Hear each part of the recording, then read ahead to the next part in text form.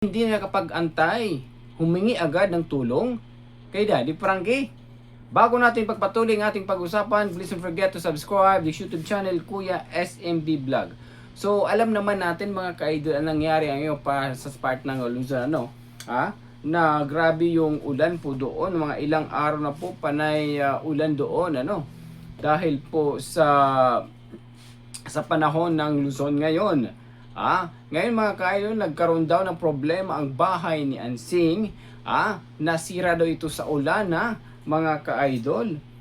Kaya humingi naman ito ng tulong kay Daddy Frankie. So alam naman natin mga ka-idol, si Ansing, si Daddy Frankie ang kanyang sandalan nito punto por punto mga ka-idol.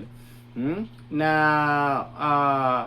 umaasa na lang ito mga ka-idol. Hindi parang sa niya, wala na siyang pakialam dahil mayroon na siyang sinasandalan. So anong masasabi niyo po doon mga ka-idol? Kaya po mga ka-idol, maraming galit na galit kay Ansing mga ka-idol. Kasi si Ansing, alam naman natin mga ka-idol, kapag anong problema ni Ansing, agad ito nagsasabi kay Daddy Frankie. Lalong-lalo na kung may problema about kay Oliver. Sabi pa nga ng ibang mga ka-idol, ay grabe na si Ansing. Hindi man lang daw nahiya dahil marami nang naitulong sa kanya ni Daddy Frankie. Hanggang sa ngayon, kay Daddy Frankie pa rin siya umaasa. How about sa kanyang asawa? Nagtatrabaho ba talaga ito? Or inuutusan ng kanyang asawa na manghingi na kung ano kay Daddy Frankie para matugunan ang pangangailangan nila punto por punto. Sabi pa nga ng ibang mga ka-idol, sabi pa nga ng ibang mga ka-idol, ay Kuya SMB, panahon para kumuha ng swelduhan na kasambahay ni Oliver para di na makagawa ng di maganda si Ansing sa bahay ni Oliver. O lalo po niyan mga ka-idol, kasi actually mga ka-idol, at lang bigyan pansin to dahil gusto ng karamihan na maghana lang ng ibang tao para mag-alaga kay Oliver. Pero so alam naman, sabi pa ni Daddy Frankie, problema na ng pamilya nila yan. Ang importante na ibigay niya ang kanyang tulong punto por punto at hindi na papabayaan si Oliver kahit na turn over na ang bahay. So ang kanya na lang diyan purpose is yung ang kanyang pagtulong na lang ikanga kay Oliver, yung gamot at saka yung pagkain na lang mga ka-idol. Sabi pa nga ng iba, yun umpisa na yan, suwapang yan si Ansing, interesado yan si Avatar. So yun po mga ka-idol, na siguro para sa akin isa rin dinadahilan ni Ansing para sa baka nag-aantay si Ansing, sabihan ni Daddy Frankie, sige dito na kayo tumira kay Oliver punto por punto. Ganun po yun mga ka-idol. Sabi pa nga dito ng iba ka-idol sa mga nandyan, si Ansing palayasin dyan sa bahay ni Oliver. Sobrang-sobra na ang ginagawa ni Ansing. Yun po mga ka-idol, kahit anong gawin natin, kahit nga si JJ, di ba, kapatid niya, kahit pinaalis na si Ansing sa bahay ng kanilang magulang, pero hindi to umaalis. Dahil nga saan daw sila titira? Ganun lang po dun mga ka-idol, kasi ang asawa ni Ansing wala namang bahay na pwede nilang tirhan. Total, yung bahay ng kanilang magulang wala naman daw nakatira. Di sila na lang ang titira. Pero bago tumira dyan si Ansing mga ka-idol sa pamamahay ng kanilang magulang, gulo muna ng kanilang pamilya. Gulo muna silang magkakapatid. Kaya yung ibang kapatid, or doon na lang tumira sa iba't ibang barangay. Kasi sobrang swapang ni Ansing punto por punto. Sabi pa nga dito mga ka-idol, sobra na si Ansing, nagkakamali si Daddy Frankie na pinagbahay si Oliver, sana kubo na lang. O nga mga ka-idol, maraming nagsabi na however kubo na lang. Actually mga ka-idol, alam naman natin ang kwento ni Oliver na kasama si Daddy Frankie, na itinuring na to ni Daddy Frankie bilang isang pamilya na malaking impact at malaki rin na itulong ni Oliver sa channel ni Daddy Frankie. Na si Oliver lang talaga ugay. Nandun yung point na marami ang nag-viral sa kay Daddy Frankie sa kanyang pagtulong sa ibang tao, pero umarangkada ang channel ni Daddy Frankie kay Oliver. Kaya ang sinukli ni Daddy Frankie Oliver, binigyan ito ng bahay punto por punto. Pero alam naman natin noon na kasagsagan ng pagtayo ng bahay, nagkagulo ang magkakapatid. Pero kapag hindi pumirma ang mga magkakapatid at hindi sumang-ayon si Gigi na tayuan ng bahay si Oliver, yan ang kanyang second option. Yung mga kagustuhan po ninyo na bilhan na lang si Oliver ng bahay kubo katulad kay Nanay Chideng. Anong masasabi niyo po mga ka-Daddy's Frankie? Please comment section below. Bakit hindi pa ipabarangay? Tapang naman hiya na interesado sa bahay. Well mga ka-idols, it's labas na po dun si Daddy Frankie regarding po dun sa problema. Kasi problema na po yan ng pamilya. Nakakonek lang si Daddy Frankie sa kanilang problema dahil siya ang tumulong. Pero sa kaguluhan ng pamilya, problema na po nila yun. Labas na po dyan si Daddy Frankie. According pa dito, para makaipon sa ibenta, sobrang hiningi niyang materialis sa bahay ni Oliver, pati baboy bigay. Actually, lahat na ibinigay para kay Oliver, ika nga may share si Ansing punto por punto. Reason niya, dahil siya ang nag-aalaga nito at hindi si JJ. Sabi pa nga dito mga ka-Daddy's Frankie, dala ni Ansing hanggang kamatayan ang kapalan ng mukha. O even sa outside world. Outside world talaga. Outside world. Makapal pa rin ang mukha doon ni Ansing. According naman dito, ayaw naman ni Kuya GJ, hindi na talaga tamang ginagawa ni Ansing. Sabi pa nga mga ka-idol dito, hayaan na lang po sila para matuto, wag umasa sa mga sponsor, sobrang abusado, imatsing, wag bagyan ng sponsor.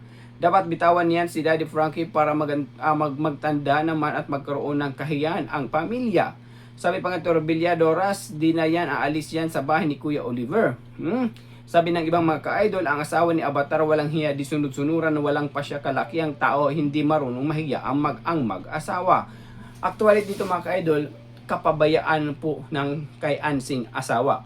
Kaya dahil kung walang kapabayaan nangyayari po dito mga ka-idol, ay nako, baka hindi ganitong ugali ang ipapakita sa social media at hindi ganitong ugali ang ipapakita ni Ansing kung mayroon kung walang kakulangan at maibigay ng asawa ni Ansing ang kanilang mga pangangailangan lalo sa mga bata na nag-aaral ngayon. Ganun lang po dun mga ka-idol. Para sa akin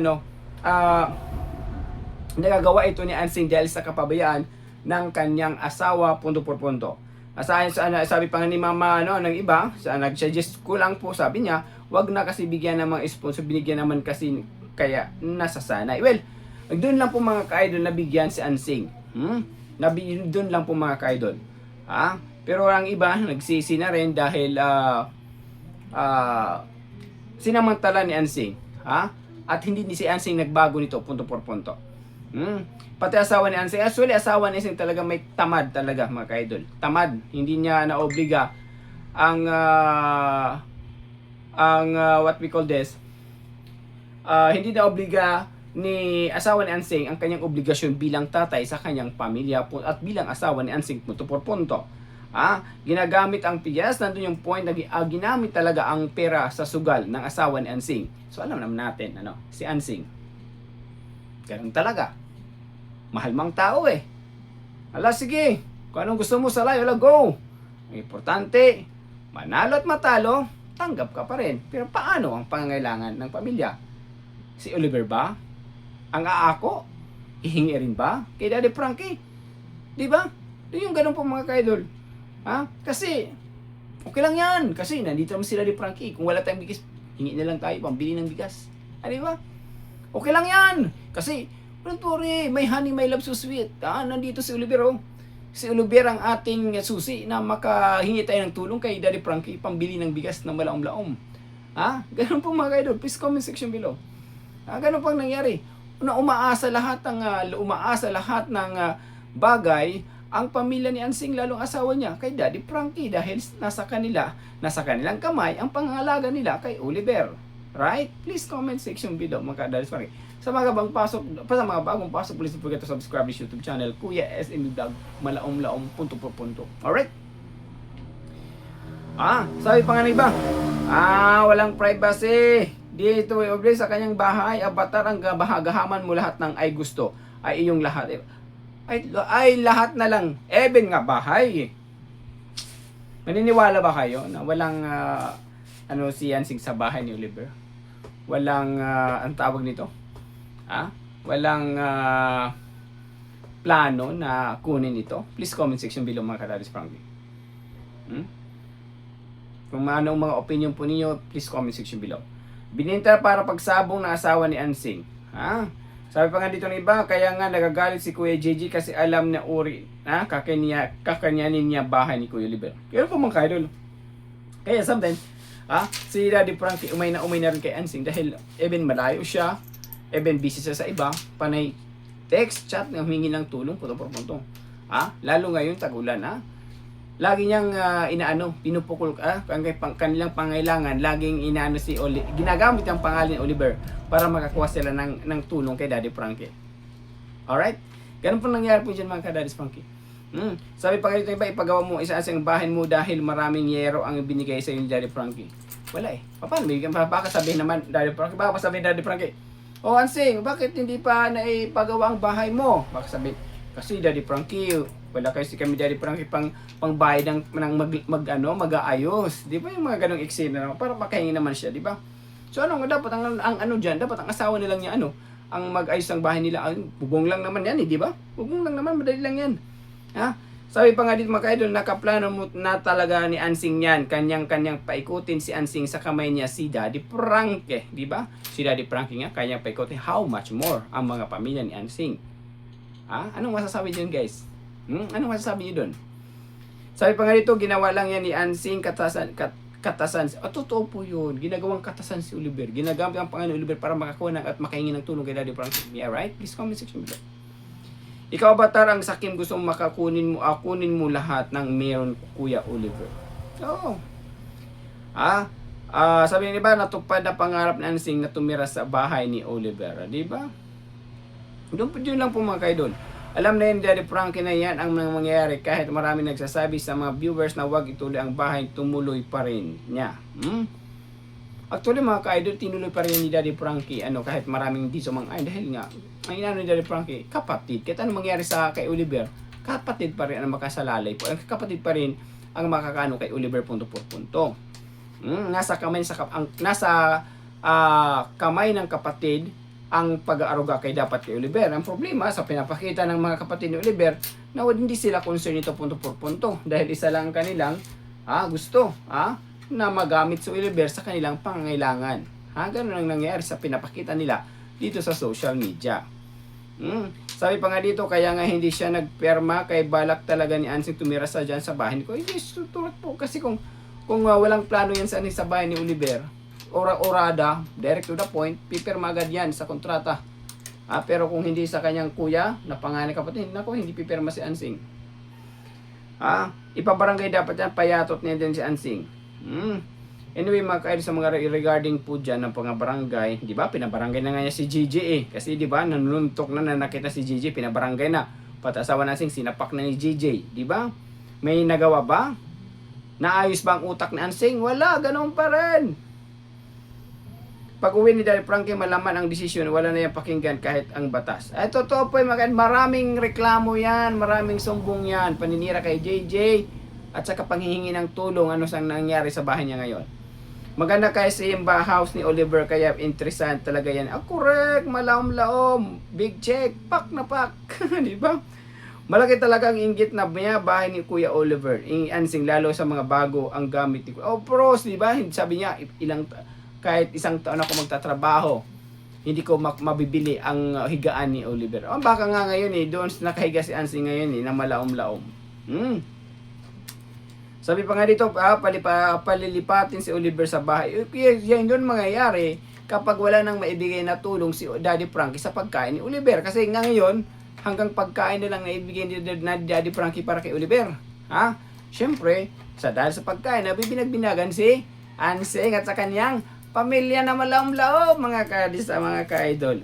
Halos lumuhod sa harapan si Daddy Frankie na magmakaawa tapusin ang bahay ni Oliver. Ang galing na kasi magpaikot-ikot ang ulo. Correct, mga ka-idol, dahil nasa nanghinayang daw siya para di kakayos ng kanyang kapatid. Hindi pala yun ang kanyang plano. Ang plano pala, matapusin ang bahay para makuha niya ito balang araw.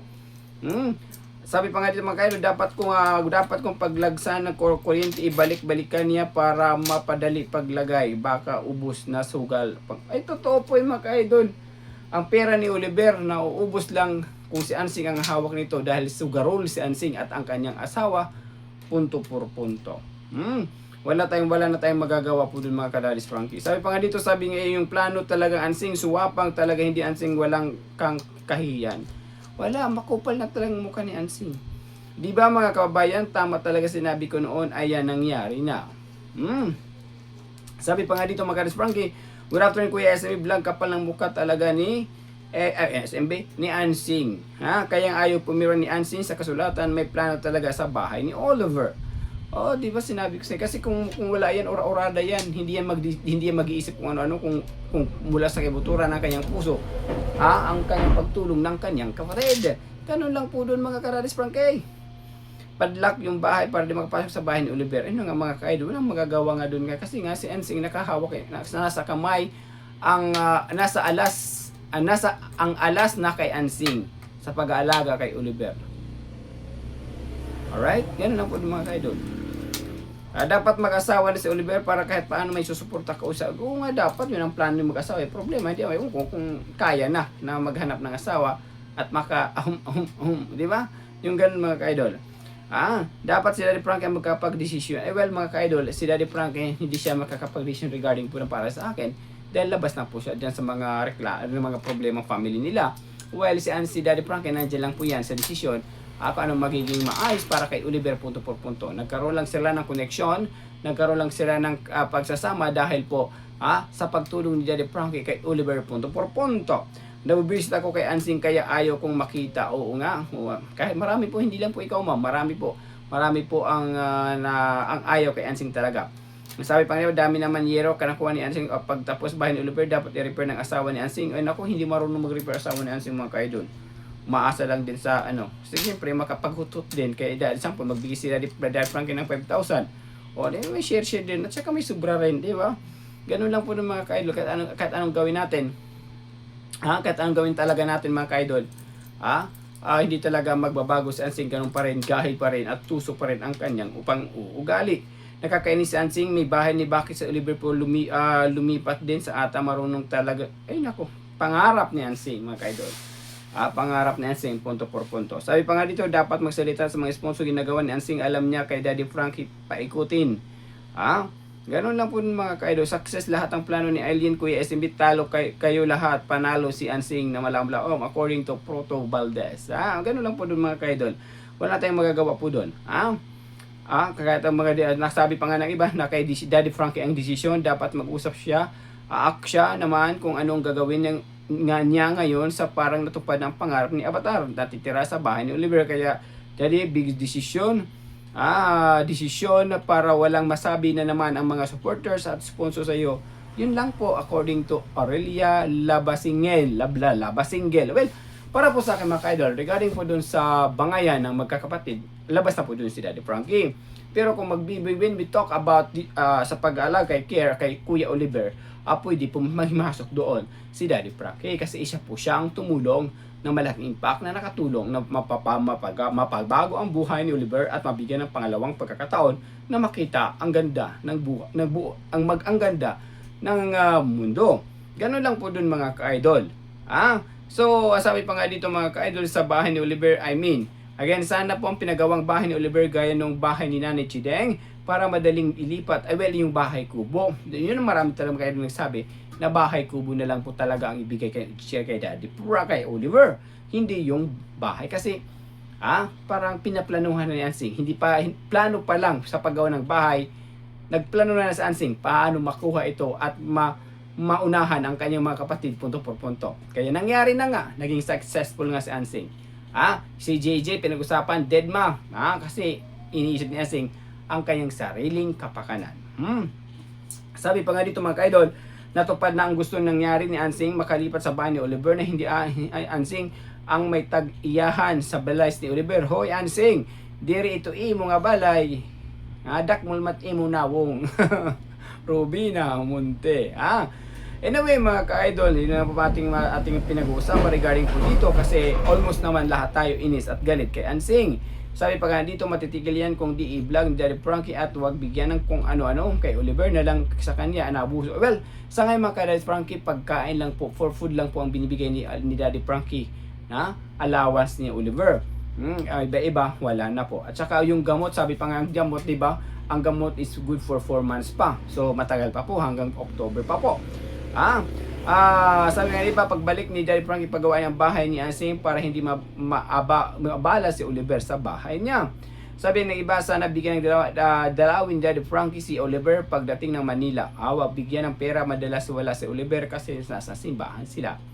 Yung po dun mga ka-idol, yung point ng karamihan na bigyan na lang si sana, wala sana daw gulo kung bahay kubo ang binigay kay Oliver. Ako, hindi magbabantay si Ansing. Maghahanap ulit si Daddy Frankie kung sino magbabantay. Kasi bahay kubo eh. Hindi daw bagay ang kanyang kagandahan sa bahay kubo na katulad kay Nanay Chideng. Anong masasabi niyo mga ka-idol? Kasi, so ang nangyayari po dito, nandyan lang si Ansing dahil may plano siya sa bahay. Pero kung bahay kubo yan, ako, deadmahin si Oliver. Baka sabihin, Oliver, JJ, ikaw naman magbalaga kay Oliver. Ito ang pinagkakait mo, wala ito sa'yo, buong-buo na sa'yo. Diba? Yung ganon. Lahat tayo mga ka-idol, inis at galit kay Ansing punto por punto. So, ayan po mga ka-idol.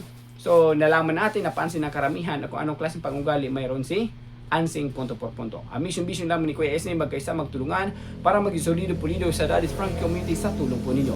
Basta nasa katwiran at nasa tama, ipaglaban mo. Okay, sa mga bagong pasok, don't forget to subscribe to YouTube channel Kuya SMB Vlog. Again, this is Kuya SMB. Para sigurado punto por punto, pack na pack and full na full. Have a good day everyone. Ingat, God bless. Mabuhay tayong lahat and I love you all.